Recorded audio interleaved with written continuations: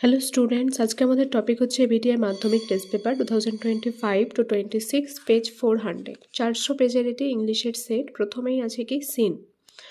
Of course there was nobody for us to play with on the big half moon. অবশ্য আমাদের সাথে খেলার মতো বিগ হাফ মুন দ্বীপে কেউ ছিল না। We just had to make the most of each other and we did. আমরা দুজনেই একে অপরের সাথে খেলতাম। We live on the big half moon island. আমরা বিগ হাফ মুন দ্বীপে বসবাস করতাম। We are father, Claude, I, aunt Esther, Mimi and Dick. আমরা হলাম বাবা, ক্লড, আমি, আন্ট ইস্থার, মিমি এবং Dick. It use to be only father and Claude and I. তবে আগে আমরা বাবা, ক্লড এবং আমিই ছিলাম। It is all on account of the kite that there are more of us. তারপরে সবটাই একটা ঘুড়িকে কেন্দ্র করে হয় যে আমরা আমাদের ঘরের মেম্বার আরও বেড়ে গেল। আর this is what I want to tell you about. আর এই কথাটাই আমি তোমাদেরকে বলতে চাই। Father is the keeper of the big half moon lighthouse. বাবা হলেন বিগ হাফ মুন বাতিঘরের রক্ষক। I am 11 years old, Claude is 12। আমার 11 বছর বয়স। আমার মানে কার? Narrator Philippa. তার 11 বছর বয়স এবং তার থেকে ক্লড 1 বছরের বড়। ক্লডের 12 বছর বয়স। In winter, when the harbor is frozen over, we all move over to the mainland. যখন শীতকাল আসে, বন্দরে বরফ পড়ে, তখন আমরা সবাই মূল ভূখণ্ডে চলে যাই। As soon as spring comes, back we sail to our own dear island. আবার যখনই বসন্ত আসে, আমরা আবার ফিরে যাই আমাদের দ্বীপে। The funny part used to be that people always pitied us when the time came for us to return. মজাদার ঘটনা হলো এটি যে লোকেরা সবসময় আমাদের উপরে করুণা দেখাতো, অর্থাৎ ক্লড এবং ন্যারেটারের উপরে, যখন ওদের টাইম হতো দ্বীপে ফিরে আসার। They said we must be so lonesome over there with no other children near us. সেই লোকগুলো বলতো ক্লড এবং ন্যারেটারকে যে দ্বীপে গেলে এরা একা হয়ে যাবে, কারণ সেখানে কোনো ছেলে মেয়ে নেই কাছাকাছি ওদের সাথে খেলার। Of course Claude and I would have like to have someone to play with us. অবশ্য ক্লড এবং আমি চাইতাম যে আমাদের সাথে খেলার কেউ থাকুক ওই বিগ হাফ মুন দ্বীপে। But we use to quarrel a good deal with the mainland children in winter. কিন্তু শীতকালে যখন আমরা মূল ভূখণ্ডে যেতাম, সেখানে দেখা যেত আমাদের ঝগড়া হয়ে যেত সেই মূল ভূখণ্ডের ছেলে মেয়েদের সাথে খেলার সময়। So it was perhaps just as well that there were none of them on the big half moon. তাই এইটা একদিক থেকে ভালোই বলা যেতে পারে যে তাদের কেউ নেই বিগ হাফ মুনে। Claude and I never quarrelled. Claude এবং আমি কখনো ঝগড়া করি না। To be sure, father did not seem to have any relation except us. নিশ্চিতভাবে বলা যায় যে বাবারও আমাদের ছাড়া আর কোনো আত্মীয় নেই। This use to puzzle Claude and me. এই কথাটা ক্লড এবং আমাকে প্রায় হতচকিত বা হতভম্ব করত। Everybody on the mainland had relation, why had not we? যে প্রত্যেকেরই তো ওই মূল ভূখণ্ডে দেখা যায় আত্মীয় স্বজন রয়েছে, তাহলে আমাদের কেন আত্মীয় নেই? Was it because we lived on an island? এটা কি এই কারণে যে আমরা একটা দ্বীপে বসবাস করি? We thought it would be so jolly to have an uncle, aunt and some cousin. আমরা ভাবতাম যে এটা কতই না হাসি খুশির ব্যাপার হতো যদি আমাদেরও আঙ্কেল থাকতো, আন্ট থাকতো এবং কিছু কাজিন অর্থাৎ খুড়তুতো ভাই বোন থাকতো। Once we asked father about it, but he looked so sorrowful that we wished we had not. একবার আমরা বাবাকে জিজ্ঞাসা করেছিলাম আমাদের আত্মীয় স্বজনের ব্যাপারে, কিন্তু বাবাকে এতটাই দুঃখিত দেখাচ্ছিল যে আমরা জিজ্ঞাসা করিনি এই ব্যাপারে। He said it was all his fault. বাবা বলেছিল যে সবটাই তার ভুল। Claude and I did not understand what he mean. Claude এবং আমি বুঝতে পারিনি যে বাবার বলার মানেটা কী ছিল। MCQ number 1, the keepers of the big half moon lighthouse is. Big half moon বাতিঘরের রক্ষককে অপশান সি হবে father. Number 2, when asked about relation father looked. বাবাকে যখন জিজ্ঞাসা করা হয়েছিল আত্মীয় স্বজনের ব্যাপারে, তখন বাবাকে কীরকম দেখাচ্ছিল? ডিজেক্টেড, মানে দুঃখিত, মনমরা এরকম। Next number 3, the kite help the family to. ঘুড়িটা সেই ফ্যামিলিকে হেল্প করেছিল কিসের জন্য? রিইউনাইট, মানে আবার তাদের পুনর্মিলন, তারা একত্রিত হয়েছিল আবার। Number 4, the harbour is frozen in. হারবারে কখন বরফ পড়ে? Winter season, option C. Question number 5, the narrator's father was the. ন্যারেটারের বাবা কি ছিল? ন্যারেটারের বাবা কিপার ছিল, তাহলে এখানে কিপার অপশানে নেই, মানে কেয়ারটেকার দিতে হবে, অপশান বি। কেয়ারটেকার ছিল বিগ হাফ মুন লাইট হাউসের। Complete the following sentence using the information. Claude and the narrator felt it would be very cheerful. Claude এবং ন্যারেটার ভাবতো এটা কতই না হাসি খুশির ব্যাপার হবে। এই ড্যাশে কি লিখতে হবে? চিয়ারফুলের পর এটা লিখবে to have an uncle and aunt and some cousin, যে তাদেরও একটা আঙ্কেল থাকতো, আন্টি থাকতো এবং কিছু কাজিন থাকতো। টু থেকে কাজিন পর্যন্ত হবে B1-এর answer. B2, the family is together now because of, এই ফ্যামিলিটা এখন সবাই একত্রিত বা একসাথে রয়েছে কিসের কারণে? এই ড্যাশে লিখবে দ্য কাইট, ঘুড়ির কারণে। Number 3, Claude and the narrator found it funny, Claude এবং ন্যারেটার এটাকে খুব মজাদার মনে করতো। কোনটাকে? তাহলে ফানির পরে কি লিখতে হবে? ফানি এখান থেকে লিখতে হবে দ্যাট থেকে রিটার্ন পর্যন্ত। দ্যাট পিপল অলওয়েজ পিটিড, আসের জায়গায় দেম লিখবো THEM। When the time came for, ফের আসের জায়গায় দেম হবে THEM টু রিটার্ন। দ্যাট থেকে রিটার্ন পর্যন্ত আসের জায়গাতে দেম লিখতে হবে। যখন লোকেরা তাদের উপর করুণা দেখাতো, যখন তাদের ফিরে আসার টাইম হতো, রিটার্নের পরে to the big half moon island লিখে ফুল স্টপ দিলে বেশি ভালো হয়। তাহলে এখানে ফানির পরে that people always pitied them when the time came for them to return to the big half moon island, রিটার্নের পরে to the big half moon island লিখে ফুল স্টপ হবে। Next, what use to puzzle Claude and the narrator, Claude এবং narrator কেন হতভম্ব বা হতচকিত হতো? এর অ্যান্সার এখানে this use to puzzle Claude and, me এর জায়গায় দ্য ন্যারেটর হবে কোয়েশ্চেন অনুযায়ী।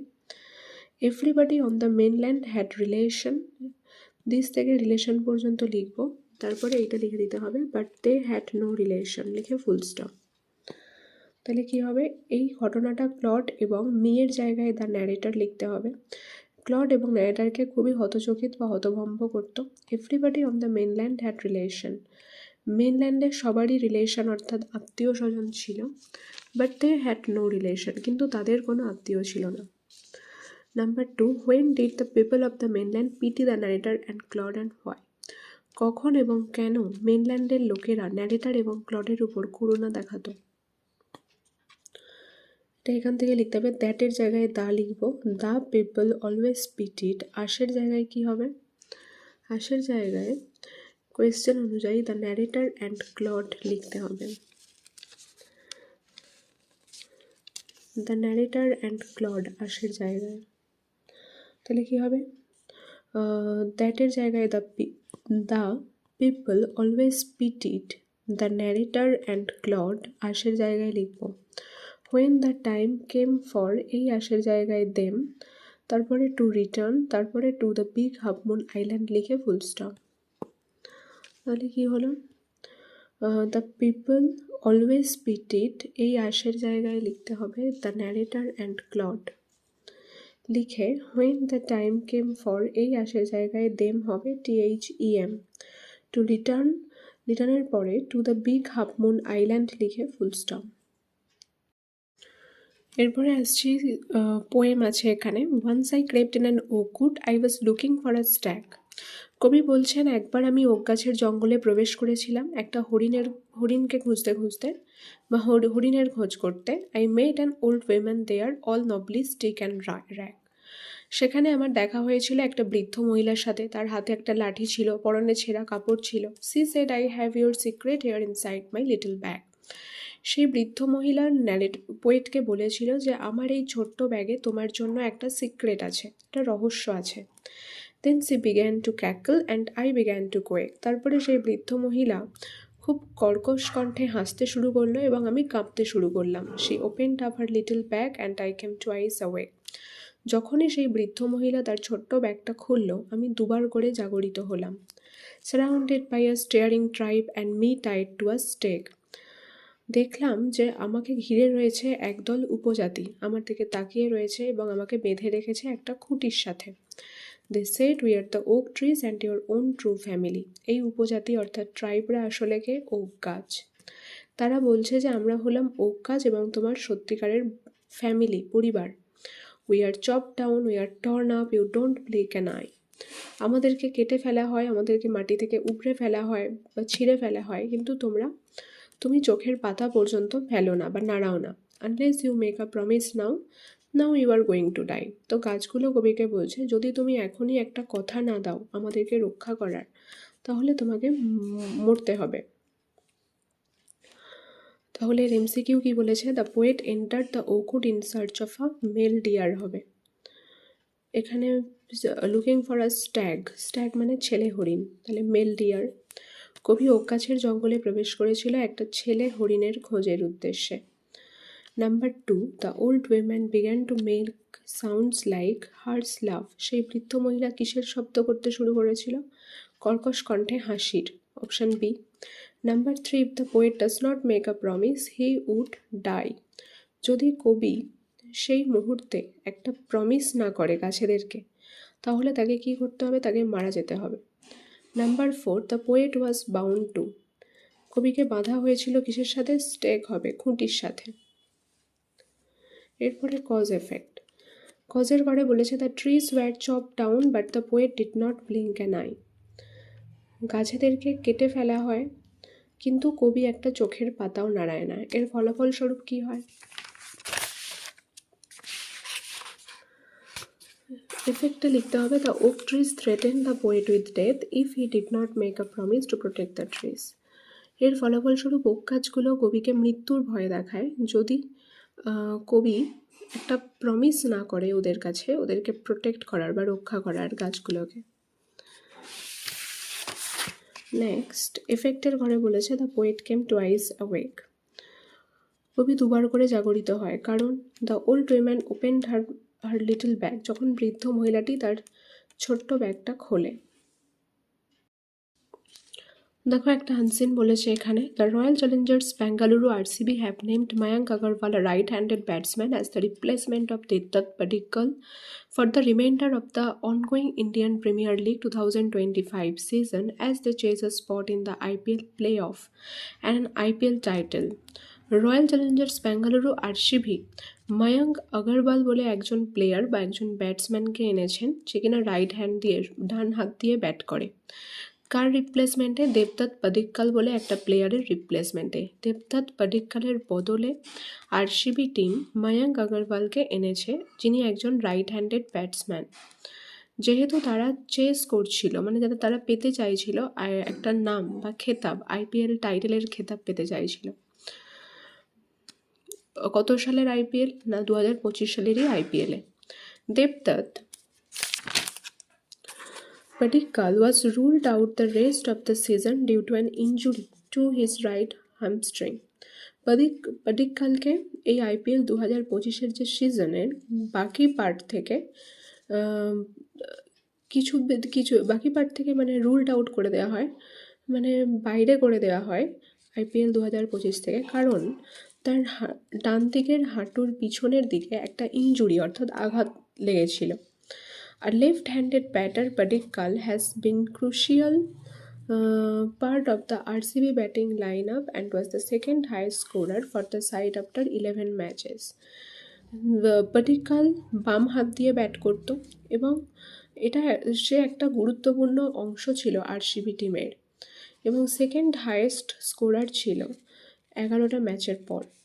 In IPL 2025, Padikkal has batted in 10 innings, scoring 247 runs with 2 half centuries and a strike rate of 150.60. IPL 2025-এ Padikkal 10টা ইনিংসে 247টা রান করে, 2টো হাফ সেঞ্চুরির সাথে 150.60 strike রেটে। Bengaluru's very own Mayank Agarwal, who had made his debut in the IPL for RCB, returns after more than a decade. আরসিবিতে প্রায় পরপর 10 বছরেরও বেশি সময় পরে বেঙ্গালুরুর নিজের মায়াঙ্ক আগরওয়াল তার ডেবিউ করে আরসিবি টিমে আইপিএলে। The Frankies announced via press release on Thursday evening. এইটা অ্যানাউন্স করে দেওয়া হয় মিডিয়ার মাধ্যমে থার্সডেতে। The dynamic batter has played 127 IPL matches, scoring 2661 runs. He has won IPL 100 and 1350 against his name. Mayank joins RCB for a ₹1 crore price tag. এই যে dynamic মানে energetic batter অর্থাৎ মায়াঙ্ক আগরওয়াল, তিনি 127টা আইপিএল ম্যাচ খেলেছিলেন, 2661টা রান করেছিলেন, 113 fifties ছিল তার নামের এগেনস্টে। তিনি জয়েন করেছিলেন আরসিবি টিম কত টাকার জন্য? 1 crore প্রাইস ট্যাগের জন্য। It's a really unfortunate to lose দেবদত্ত at this stage of the tournament, specially after the impact he had the season. দেবদত্তের যেরকম প্রভাব ছিল এই আইপিএল সিজনে, তাই এটা খুবই দুর্ভাগ্যজনক তাকে খেলার মাঝখানেই হারানোটা বা খেলার মাঝখানেই ছেড়ে দেওয়াটা। He has been a key part of our top order. আমাদের টপ খেলোয়াড়দের মধ্যে একটা প্রধান অংশ ছিল দেবদত্ত, আরসিবি টিম বলছে। We wish him a speedy recovery, তাই আমরা তাকে উইশ করছি যাতে তাড়াতাড়ি সেরে উঠুক। At the same time we are please to welcome Mayank Agarwal to RCB. একই সময় আমরা খুবই আনন্দিত মায়াঙ্ক আগরওয়ালকে ওয়েলকাম জানিয়ে আমাদের আরসিবি টিমে। His experience and versatility will prove valuable for us as we head into the business and end of the season. এই IPL সিজনের শেষের দিকে মায়াঙ্ক আগরওয়ালকে আমাদের টিমের মধ্যে প্রবেশ করাটা তার তার অভিজ্ঞতা এবং তার ভার্সাটিলিটি, মানে তার বিভিন্ন প্রতিভার অধিকারী, তাই এটা খুবই মূল্যবান প্রমাণিত হবে এই আরসিবি টিমের জন্য। কে বলেছেন এই কথাটা? সেট মো বাবত, director of cricketer at RCB. RCB টিমের ক্রিকেটারদের ডিরেক্টর মো বাবত বলেছেন। RCB final 3 games in the league stage will see them face Lucknow Super Giants in Lucknow on 9th May, Sunrisers Hyderabad in Bengaluru on 13th May, and defending champions Kolkata Knight Riders in Bangalore on 17th May. আরসিবির 3টে final game এই IPL লিগে দেখতে পাবে। তাদেরকে মুখোমুখি হতে হবে Lucknow super জায়ান্টসের সাথে লখনৌতে 9ই মে, সানরাইজার্স হায়দ্রাবাদের সাথে বেঙ্গালুরুতে 13th মেতে এবং কেকেআর কলকাতা নাইট রাইডারের সাথে বেঙ্গালুরুতে 17th মেতে। RCB are currently just behind the Gujarat Titans in the IPL 2025 standing with 16 points from 11 games। 11টা গেমে 16টা পয়েন্ট পেয়েছে আরসিবি, ঠিক পিছনে গুজরাট টাইটান্সের পিছনে আইপিএল 2025 স্ট্যান্ডিংয়ে। They tied on points with table toppers Gujarat Titans. এখানে তারা গুজরাট টাইটান্সের সাথে তাদের প্রতিদ্বন্দ্বিতা topper team, but are chased by teams like Punjab Kings 15 points, Mumbai Indians 14 points, Delhi Capitals 13 points।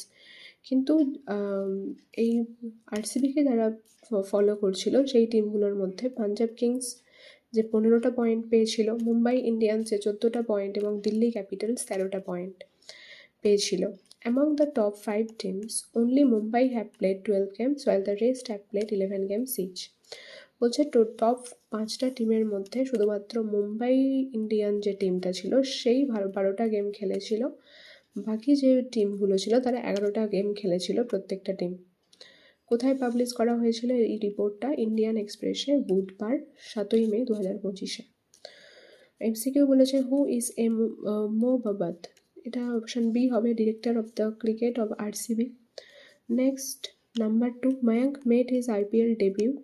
Mayank তার আইপিএল ডেবিউ কত সাল আগে করেছিল? মোর দ্যান 10 years এগো, 10 বছরেরও বেশি আগে।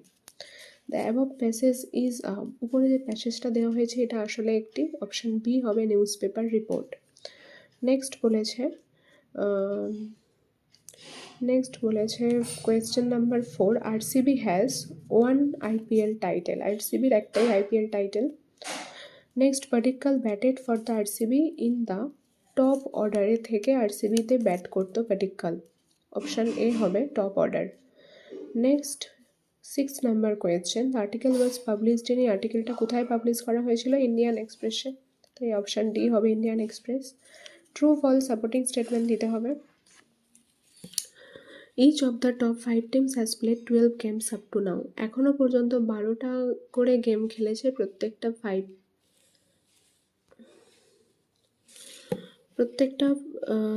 টিম। তাহলে এটা কি হবে? এটা ফলস হবে। কোথায় লেখা আছে এটি? Among the top 5 teams only Mumbai have played 12 games while the rest have played 11 games each। এটা B1 এর supporting statement. Padikkal had a reason to forget his IPL, এটা ট্রু হবে, তার সত্যি একটা কারণ ছিল আইপিএল থেকে যাওয়ার। এটা এখান থেকে হ্যামস্ট্রিং পর্যন্ত লিখতে হবে। Padikkal was ruled out of the rest of the season due to an injury to his right hamstring. Next বলেছে Padikkal was replaced by Mayank Agarwal, পাডিক্কালকে রিপ্লেস করা হয়েছিল মায়াঙ্ক আগরওয়ালের দ্বারা, এটা ট্রু হবে। এর সাপোর্টিং স্টেটমেন্ট কি হবে? এর সাপোর্টিং স্টেটমেন্ট দেখো, এখান থেকে লিখতে হবে সিজন অবধি। The royal Challengers Bengaluru RCB have named Mayank Agarwal, a right-handed batsman, as the replacement for Devdutt Padikkal for the remainder of the ongoing Indian Premier League 2025 season. Next আছে question answer. What has the RCB announced? RCB কি announced করেছে? এটা এখান থেকে লিখতে হবে, বেঙ্গালুরু থেকে evening পর্যন্ত। বেঙ্গালুরু's very own Mayank Agarwal, who had made his debut in the IPL for RCB, returns after more than a decade. Then the franchise announced via press release on Thursday evening. Next বলেছে, why has Padikkal been ruled out for the remainder of the IPL? কেন তাকে পাডিক্কালকে ruled out করে দেওয়া হয়েছে IPL থেকে? Padikkal was ruled out of the rest of the season IPL 2025 due to an injury to his right hamstring. Padikkal থেকে hamstring পর্যন্ত লিখতে হবে, সিজনের পরে আইপিএল 2025টা অ্যাড করে দেবে। নেক্সট বলেছে number 3, why has the RCB has chosen Mayank as Padikkal's replacement. কেন আরসিবি চুজ করেছে মায়াঙ্ককে পাডিক্কালের রিপ্লেসমেন্ট হিসেবে? তাহলে এটা এখান থেকে লিখতে হবে, দ্য আরসিবি, তারপরে হ্যাজ দেবে HAS, chosen Mayank as Padikkal's replacement because BECAUSE, because দিয়ে বেঙ্গালুরু থেকে 2661 রান পর্যন্ত লিখে দিতে হবে। নেক্সট বলেছে, where does RCB stand currently at the point table? Mention the position of the Punjab Kings also. RCB কোথায় স্ট্যান্ড করছে কারেন্টলি পয়েন্ট টেবিলে, এবং পাঞ্জাব কিংস কত নাম্বার পজিশনে আছে সেটাও লিখতে হবে। তাহলে এটা RCB থেকে 15 পয়েন্টস পর্যন্ত লিখে দিতে হবে answer. RCB are currently just behind Gujarat Titans in the IPL 2025 standing with 16 points from 11 games. They tied on points with table toppers Gujarat Titans but are chased by teams like Punjab Kings 15 points. এরপরে আছে grammar vocabulary. De Jong বলেছিলেন কনফিডেন্সের সাথে যে কত তার injury হয়েছিল, আঘাত লেগেছিল তার রাইট অ্যাঙ্কেল মানে ডান দিকের গোড়ালিতে। তাহলে স্পোক হবে, de Jong spoke. That had cost হবে সিগনিফিক্যান্ট মেন্টাল ট্রমা, যে কারণে তার অনেক মানসিক আঘাতও লেগেছিল। অ্যান্ড হাউ হি, এবং সে তাকে কত ব্যাটেল করতে হয়েছিল, সে যে এই কারণে নানারকম সমালোচনার সম্মুখীন হতে হয়েছিল এই রিকভারির পথে। তাহলে how he had to battle হবে এটা, spoke, had cost, had to battle. Article preposition, recognizing the risk associated with AI outputs, Microsoft has developed the correction tool to mitigate this issue. এরপরে two has directed, it seemed impossible that he could escape, simple sentence, এটা voice change, the thief was caught, narration change, he said what is a sight. Answer দেখা যাক, it seemed impossible that he could escape, that he could এর জায়গায় TO2 লিখে দেবো, তারপরে ভার্বের first form escape দিলেই এটা সিম্পল হয়ে যাবে, ইট সিমড ইম্পসিবল টু এসকেপ। এরপরে ভয়েস চেঞ্জ, দ্য থিপ ওয়াজ কট, এটা প্যাসিভ ভয়েসে আছে, অ্যাক্টিভে করতে হবে। বাই দিয়ে কিছু দেওয়া নেই মানে সামোয়ান, এটা ওয়াজ দিয়ে থার্ড ফর্ম মানে এর সেকেন্ড ফর্ম দিতে হবে ভার্বের, সামোয়ান কট, দ্য থিপ লাস্টে চলে যাবে। Number 3, he said what is a sight, what is a sight, narration change, সে বলল কি সুন্দর দৃশ্য, তাহলে he exclaimed with wonder, that দিয়ে জয়েন হবে। The sight subject is verb, is নয়, যেহেতু এক্সক্লেমড বা সেট সেকেন্ড ফর্ম তাহলে এটা ওয়াজ হয়ে যাবে। He exclaimed with wonder that the sight was very beautiful. এরপরে আছে কি ফ্রেজাল ভার্ব, রিট্রিট, এটা রান ওভার হবে, হেড হবে লুক ডাউন আপন, আর নকড ডাউন হবে ফল ব্যাক, যেহেতু এটা থার্ড ফর্মে আছে তাহলে এটা ফেল ব্যাক হয়ে যাবে, FELLBACK। এরপরে সিনোনিম বা একই মানের ওয়ার্ড আনসিন থেকে খুঁজে লিখতে হবে, সাবস্টিটিউট, রিপ্লেসমেন্ট, কি হবে ক্রুসিয়াল, সিআরইউ সিআইএল, শিল্ডিং হবে ডিফেন্ডিং, আর এনার্জেটিক হবে ডাইনামিক। এরপরে লেটার রাইটিং বলেছে কাজিনকে মোবাইল ফোনে অনেক বেশি সময় না স্পেন্ড করতে।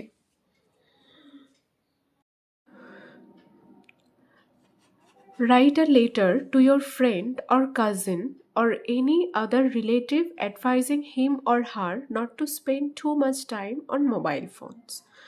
দেখো এখানে বলেছে একটা লেটার লেখো, যে কোনো কাউকে হতে পারে, তোমার ফ্রেন্ডকে, এটা ইনফর্মাল লেটার, তোমার ফ্রেন্ডকে, কাজিনকে বা অন্যান্য রিলেটিভকে তাকে অ্যাডভাইস দাও যে অনেক বেশি টাইম না স্পেন্ড করতে বা অনেক বেশি টাইম না কাটাতে, কিসে না মোবাইল ফোনে। তো not to spend too much time on mobile phones নিয়ে লেটার লিখতে বলেছে। তোমার ফ্রেন্ডকেও দিতে পারে, তোমার কাজিনকেও দিতে পারে, আবার অন্যান্য রিলেটিভস হতে পারে, তোমার ইয়াঙ্গার ব্রাদার বা এল্ডার ব্রাদার বা ইয়াঙ্গার সিস্টার, এই সমস্ত হতে পারে। তো যাকেই লেটারটা লিখতে দিক না কেন, এই একইভাবে লিখে আমরা চলে আসব। তো প্রথমে এদিকে নিজের নেম, অ্যাড্রেস, পিনকোড, ডেট, এগুলো own name, own address, own pincode, অর্থাৎ এখানে নিজের নাম, নিজের অ্যাড্রেস, নিজের পিনকোড দিতে হবে। যে ডেটে লিখছি লেটারটা, ইনফর্মাল লেটার, তো সেই ডেটটা দিতে হবে। ডিয়ার দিয়ে বন্ধু হলে বন্ধুর নাম, কাজিন হলে কাজিনের নাম, বা ইয়াঙ্গার ব্রাদার সিস্টার তাদের নাম একটা দিতে হবে। তারপরে লেখা স্টার্ট করতে হবে। I hope this letter finds you in good health, I am also doing well here. আমি আশা করছি এই লেটারের মাধ্যমে যে তোমার হয়তো শরীর স্বাস্থ্য ভালোই রয়েছে, আমিও এখানে ভালো আছি। In your previous letter you told me that you purchased a new Android phone. এর আগের চিঠিতে তুমি আমাকে বলেছিলে যে তুমি একটা নতুন অ্যান্ড্রয়েড ফোন কিনেছো। পারচেস করা মানে কেনা। So today I am writing this letter to advise you not to spend too much time on mobile phones. তাই আজকে আমি এই লেটারটা লিখছি তোমাকে অ্যাডভাইস দেওয়ার জন্য, যাতে তুমি অনেক বেশি টাইম স্পেন্ড না করো মোবাইল ফোন নিয়ে। Mobile phones are wonderful tools for staying connected with friends, relatives, others. We can learn new things by using mobile, but spending too much time on it can have a few negative sides. Mobile phone সত্যিই একটা সুন্দর বা বিস্ময়কর জিনিস, কারণ আমরা এতে connected থাকতে পারি আমাদের বন্ধু বান্ধবদের সাথে, রিলেটিভস অর্থাৎ আত্মীয় স্বজনের সাথে এবং অন্যান্যদের সাথেও। We can learn new things by using mobile phone. আমরা নতুন নতুন জিনিসও শিখতে পারি মোবাইল ফোন ইউজ করে। কিন্তু অনেক বেশি টাইম স্পেন্ড করায় মোবাইল ফোনে এর অনেক নেগেটিভ সাইড হতে পারে। Too much screen time can affect your slip. অনেক বেশি স্ক্রিন টাইম মানে অনেক বেশি স্ক্রিনের সামনে থাকলে মোবাইল ফোনের, সেটা তোমার ঘুমকে প্রভাবিত করতে পারে। Can distract you from your study and hobby. এই মোবাইল ফোন তোমাকে ডিস্ট্র্যাক্ট করে দিতে পারে, মানে তোমার মন অন্যদিকে ঘুরিয়ে দিতে পারে। কিসের থেকে না, তোমার পড়াশোনার থেকে এবং তোমার হবি অর্থাৎ তোমার শখের জিনিস করার থেকে। It can lead to poor focus or concentration and can negatively impact your mental well-being. এটা তোমার কনসেন্ট্রেশন মানে মনোযোগ দেওয়ার যে ক্ষমতাটা, সেটা অনেকটা পুয়ার অর্থাৎ অনেকটা লো করে দেবে, মানে তুমি কোনো জিনিসে সহজে মনোযোগ দিতে পারবে না। And can negatively impact your mental wellbeing, এবং এটা নেগেটিভ প্রভাব ফেলে তোমার মানসিক স্বাস্থ্যের উপরে। So, I'm giving you that advice not to spend too much time on your mobile phone, but you should use it in moderation and wisely. তাই আমি আজকে তোমাকে অ্যাডভাইস দিচ্ছি যে তুমি অনেক বেশি টাইম স্পেন্ড করো না তোমার মোবাইল ফোনে, কিন্তু তোমার এটা ইউজ করা উচিত ইন মডারেশন অর্থাৎ সীমিতভাবে বা পরিমিতভাবে, অ্যান্ড ওয়াইজলি অর্থাৎ বিচক্ষণতার সাথে। Not more now, I am ending this letter with love. আজকে আর বেশি কথা বললাম না, আমি লেটারটা শেষ করছি ভালোবাসার সাথে। Take care and write back soon. নিজের যত্ন নিও এবং আমাকে তাড়াতাড়ি একটা লেটার লেখো। তারপরে তো বলেছে ইয়োর্স লাভিংলি দিয়ে নিজের নাম লিখে দিতে হবে। ফ্রেন্ড, কাজিন, রিলেটিভ যাই দিক না কেন, ইয়োর্স লাভিংলি লিখতে পারি, লিখে নিজের নাম, টাইটেল। আর এইদিকে হচ্ছে যাকে লেটারটি লিখতে বলেছে, ফ্রেন্ড হলে ফ্রেন্ডের নেম অ্যাড্রেস, কাজিন হলে কাজিনের নেম অ্যাড্রেস, রিলেটিভ হলে রিলেটিভের নেম অ্যাড্রেস এখানে লিখতে হবে। তাহলে এটা হলো অনেক বেশি টাইম স্পেন্ড করা মোবাইল ফোন নিয়ে, সেই নিয়ে একটা ইনফর্মাল লেটার লিখতে বলেছে। একটা স্টোরি রাইটিং 100 ওয়ার্ডসে লিখতে হবে, হিন্টস দিয়ে দিয়েছে সেই অনুযায়ী। কি হিন্টস দিয়েছে? 2 women claimed over a child, এটা সেই দুটো মহিলার একটা বাচ্চা নিয়ে গল্প। এই পয়েন্টগুলো দিয়ে স্টোরিটা লিখতে হবে। স্টোরিটার টাইটেল হবে the real mother. Story writing the real mother. Once upon a time there were 2 women who lived in a village. একদা সেখানে দুজন মহিলা ছিলেন যারা একটি গ্রামে বসবাস করতেন। One day they started to quarrel and claimed over a same child. একদিন তাদের মধ্যে ঝগড়া হয় এবং তারা দুজনেই দাবি করে একটা শিশু নিয়ে, একই শিশু নিয়ে। So the 2 women approached the king's court. তাই দুজন মহিলাই পৌঁছান রাজার দরবারে। They both were strong enough in their claim. তারা দুজনেই খুব শক্তিশালী দাবি রেখেছিল। They both insisted that the child was theirs. তারা দুজনেই জোর করছিল যে এই বাচ্চাটা তাদের। Then the king ordered his servant to cut the child into 2 parts. তারপরে রাজা অর্ডার করেছিল তার সার্ভেন্টকে যে সেই বাচ্চাটাকে দুটো ভাগে কেটে ফেলতে। And give each women 1 part to solve the problem. এবং একটা করে পার্ট প্রত্যেকটা দুটো মহিলাকেই দিতে এই প্রবলেমের সমাধানের জন্য। The first women immediately agreed with the judgement. প্রথম মহিলাটা তৎক্ষণাৎ রাজি হয়ে যায় এই জাজমেন্টের সাথে। But the other women protested. কিন্তু অন্য মহিলাটি প্রতিবাদ করে। The other women requested the king please don't cut the child. অন্য মহিলাটি রাজাকে রিকোয়েস্ট করে যে এই দয়া করে বাচ্চাটাকে কেটো না। I don't want my child. আমি চাই না আমার শিশু। Give the child to the first women but don't take the life of the little child. আপনি এক কাজ করুন, বাচ্চাটাকে প্রথম মহিলাটাকেই দিয়ে দিন, কিন্তু এই বাচ্চাটার প্রাণ নেবেন না। Seeing this, the king declared that the second woman was the real mother of the child and the impostor was punished by the king. এইটা দেখে রাজা ঘোষণা করেন যে দ্বিতীয় মহিলাটাই হচ্ছে আসল মা বাচ্চাটার, এবং যে প্রতারক, যে নকল মা, তাকে শাস্তি দেওয়া হয় রাজার দ্বারা। মোরাল হচ্ছে mother's love can't be deceived. মায়ের ভালোবাসা কখনোই প্রতারণাপূর্ণ হতে পারে না। তাহলে এটা হচ্ছে দ্য রিয়েল মাদারের স্টোরি রাইটিং। এখানে একটি প্যারাগ্রাফ লিখতে বলেছে process writing. How candle sticks are made. কীভাবে ক্যান্ডেল স্টিক্স বা মোমবাতি তৈরি করা হয়, এই সমস্ত হিন্টসগুলো দিয়ে লিখতে হবে। Process writing how candle sticks are made. কীভাবে মোমবাতি তৈরি করা হয়। People use candle sticks for light, for decoration at their homes, for events and also for religious purposes. Specially in Diwali we decorate our homes with this beautiful candle sticks. লোকেরা মোমবাতি ব্যবহার করে লাইটের জন্য, তাদের বাড়ি সাজাবার জন্য, কোনো ইভেন্টসের জন্য, কিংবা কোনো ধার্মিক কাজকর্মে। বিশেষত দিওয়ালিতে আমরা সবাই আমাদের বাড়ি সাজাই মোমবাতি দিয়ে। At first wax is collected from the market. প্রথমে মোম কালেক্ট করা হয় মার্কেট থেকে। তারপরে সেই মোমটাকে কি করা হয়, গলানো হয় মিডিয়াম ফায়ার, মানে মধ্যম আছে। Next the strings are put in the dice. তারপরে দড়ি দেওয়া হয় ডাইসের মধ্যে, মানে ধাতব ছাঁচের মধ্যে, মোমবাতির আকারের dice. Thereafter the wax is poured into the dice। তারপরে সেই মোমটাকে ঢেলে দেওয়া হয় সেই ধাতব ছাঁচে। After that the dice is cooled for some time. এরপরে এই ডাইসটাকে ঠান্ডা করা হয় কিছু সময়ের জন্য। Then the candle sticks are brought out from the dice. তারপরে